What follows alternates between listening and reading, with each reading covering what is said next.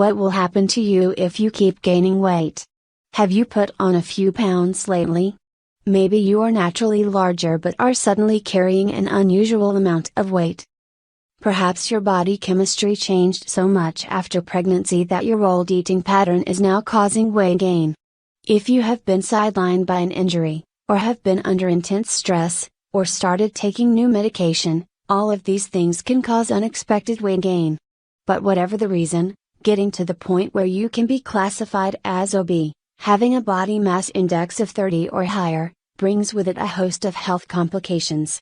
With no judgment about the cause of your weight gain, we still want to help you turn the tide and get back to a normal weight for you. It does not have to be a size 2. To that end, here are 9 cautionary tales about what may happen if you keep gaining those pounds. 1. Heart disease and stroke. Carrying too much weight puts an enormous burden on your heart and circulatory system. Obese people are much more likely to have high blood pressure and high cholesterol, both of which increase the risk of heart attack or stroke. Belly fat, especially, triggers cardiovascular problems. The good news is that it doesn't take a ton of weight loss to begin turning the tide. Even modest weight loss has been shown to improve the heart's ability to contract and relax. But the more you lose, the better protected you will be from the specter of a heart attack or stroke. 2. Type 2 diabetes. Most, but not all, people with type 2 diabetes are also overweight. Diabetes occurs when the body's insulin production can no longer process the amount of blood glucose that's present. The body then goes to extreme measures to get rid of the excess, potentially leading to health problems like numb feet and hands, blindness, or kidney damage. The main driver of diabetes is too much sugar and carbs in your diet.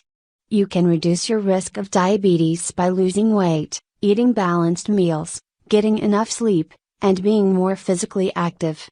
Even if you already have diabetes, these measures can reduce your need for medication to control it.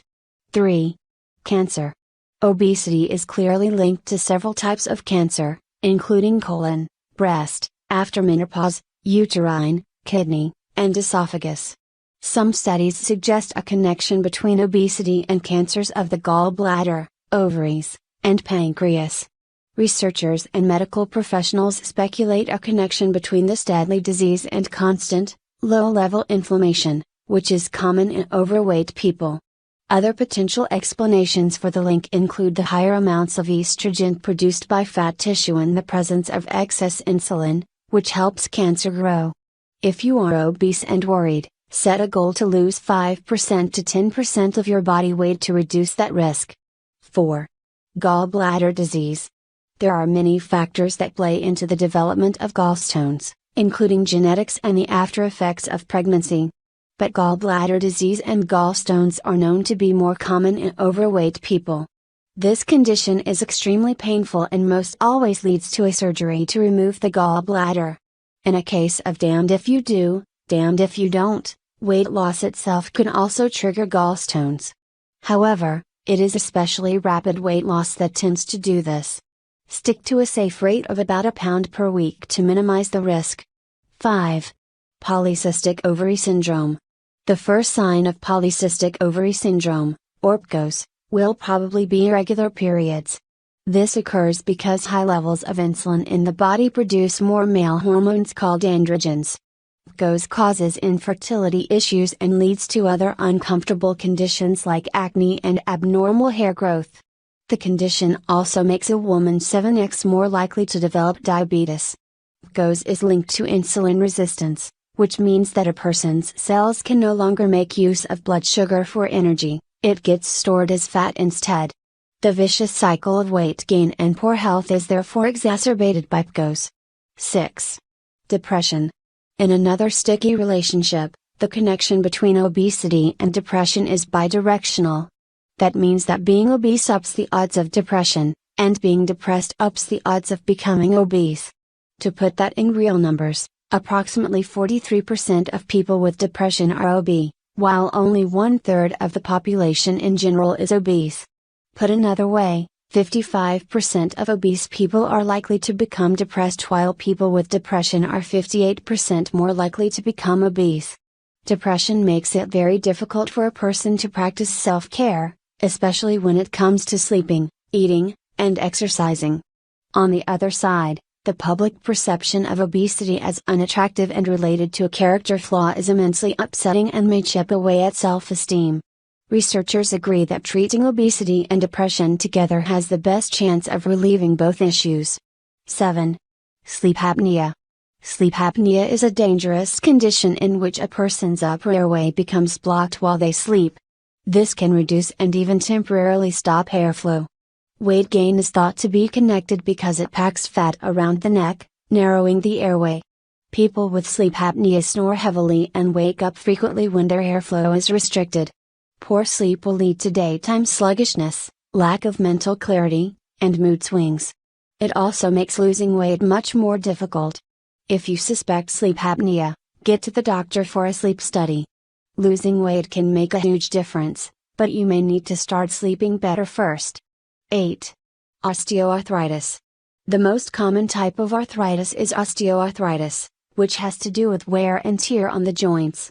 Osteoarthritis typically affects joints in the knees, hips, and back when the pressure of those extra pounds wears away the cartilage that protects them. Symptoms include pain, swelling, and stiffness. Losing weight can help to relieve the pressure on these damaged joints and thereby reduce the severity of symptoms. One study determined that each pound of weight loss equals 4 fewer pounds of pressure on your joints. There is no cure for osteoarthritis, so if you have yet to get it, losing weight now is critical. 9. Gout. Gout was once considered a disease of the rich, linked as it is to a decadent diet. Henriette was a famous sufferer of gout, which has been described as one of the most painful afflictions known to man. Gout occurs when a fatty diet leads to a buildup of uric acid in the blood. The extra tends to form crystals that deposit in the joints, most commonly at the base of the big toes, but also in ankles, heels, knees, wrists, and fingers. Being overweight is a risk factor for gout but not an absolute. One of the best things you can do to immediately reduce your risk is to stop consuming high fructose corn syrup, a major contributor to excess uric acid. Other ways to reduce symptoms include staying hydrated and consuming a reasonable daily amount of milk or another dairy product. We hope that the information in this article has given you the motivation to turn back the progression of unchecked weight gain, whatever the cause. The way forward for you will not be the same as everyone else.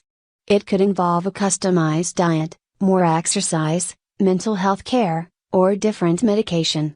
Remember that making the change is not about how you look, but how you feel. You're beautiful and valuable just as you are, and you need to stick around for as long as possible.